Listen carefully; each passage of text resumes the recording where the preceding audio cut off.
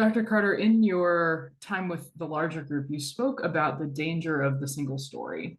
Can you share more about that for our audience here, why that is concerning, and how that intersects with your work with folks with disabilities? Sure. Well, uh, our field of disability has changed dramatically over the last number of decades, and is still changing and has much change still to do. But so much of the origins of work around disability really focused on what we call a medical model, a way of thinking about people that really perseverated on the quote unquote deficits someone had, the departures from what was typical, the challenges, the struggles that individuals have. And in fact, if you look at the definitions that we use in professional circles these days related to disability, that's exactly what you see. Is you see depictions of disability that are marked heavily and often solely on the basis of what someone cannot do or struggles to do. And I think that is often the single story that we tell about disability, or that people have in mind when it comes to disability, is the images that are evoked, the ideas that come to mind is, oh, that's a person who can't do X or Y, or struggles to do A or B.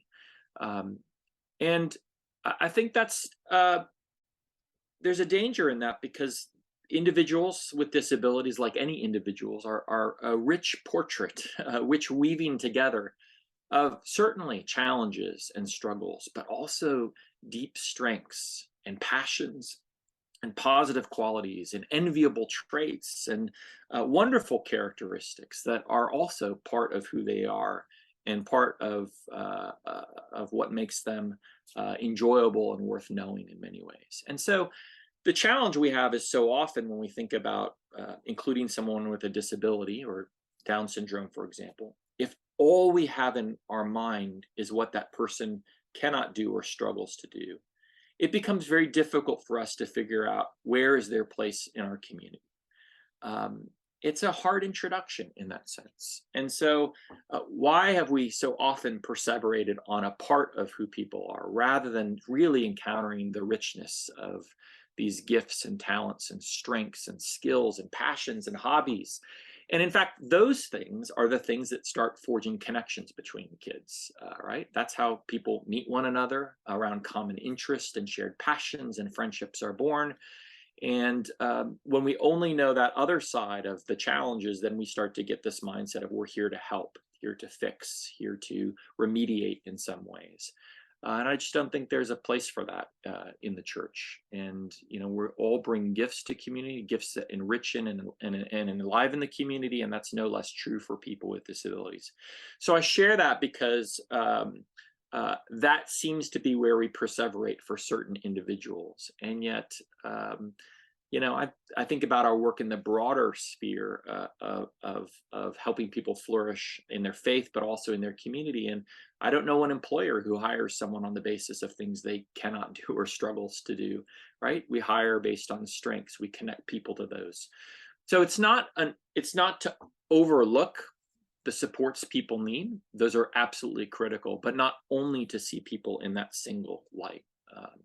And so that's the invitation. I think the church is especially primed and called to think about the gifts that people have been given, to come to know those very well, and then to ask the question of, where in our community are those gifts and strengths exactly what might be needed? And that requires seeing developmental disability from a very different lens than this very medical mindset.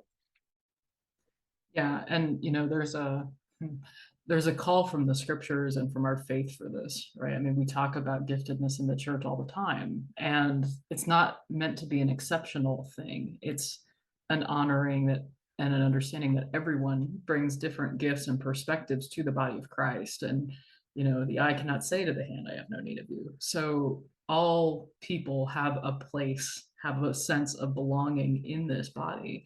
And what an appropriate and helpful refrain that can be for those who really do not often find those kinds of spaces for belonging, if not in the church, where else, right? So I think it's the all of the scriptures you reference, it's the absence of asterisks that's really important to note. Yeah. There isn't a little footnote that says, this is true for most, but there are some exceptions we'll cover later. They challenge it directly Yeah. as well, but I think that's an important lens to have as well. Thank you.